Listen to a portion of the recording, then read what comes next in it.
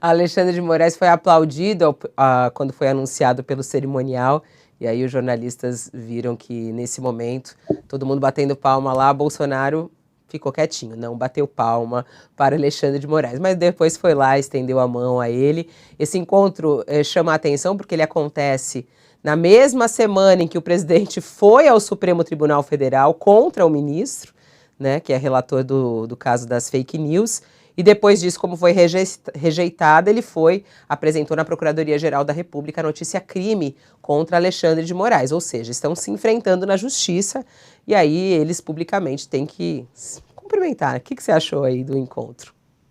Esse aperto de mãos e os tapinhas nos ombros também, né, que foram trocados aí pelo Bolsonaro e pelo Alexandre de Moraes, essa cena compõe uma aula de hipocrisia que é muito comum no poder.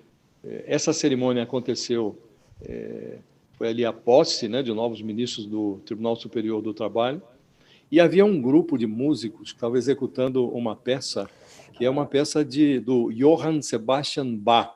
Essa cantata, ela se chama As Ovelhas Podem Pastar em Segurança. E horas antes, o Alexandre de Moraes, que é o futuro presidente do TSE, vai assumir a presidência do TSE em agosto, ele tinha discursado numa outra solenidade e ele soou como um pastor que enxerga a democracia brasileira como uma ovelha em apuros. Segundo o Alexandre de Moraes, nessa solenidade que ocorreu horas antes, a Justiça Eleitoral nasceu com coragem para combater aqueles que são contrários aos ideais constitucionais, aos ideais republicanos. O Bolsonaro também tinha discursado horas antes.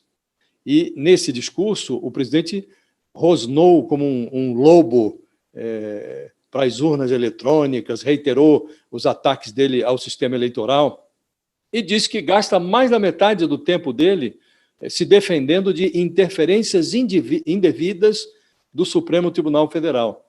Embora nem o Alexandre de Moraes, nem o Bolsonaro tenham citado os nomes um do outro, é evidente que eles estavam se referindo, o Bolsonaro se referia ao Alexandre de Moraes e o ministro se referia ao presidente. Agora, considerando-se que o percentual de admiração do Bolsonaro, percentual de admiração que ele nutre por um ministro que ele já chamou de canalha e acaba de acusar de cometer o crime de abuso do poder, é muito baixo o percentual de admiração do presidente por esse ministro. Então, o razoável seria que ele se abstivesse de cumprimentar o Alexandre de Moraes. Estava sentado lá do lado, bastava o presidente ignorá-lo, mas o Bolsonaro fez questão de se aproximar do desafeto, ele sinalizou para que o ministro se levantasse e estendeu a mão.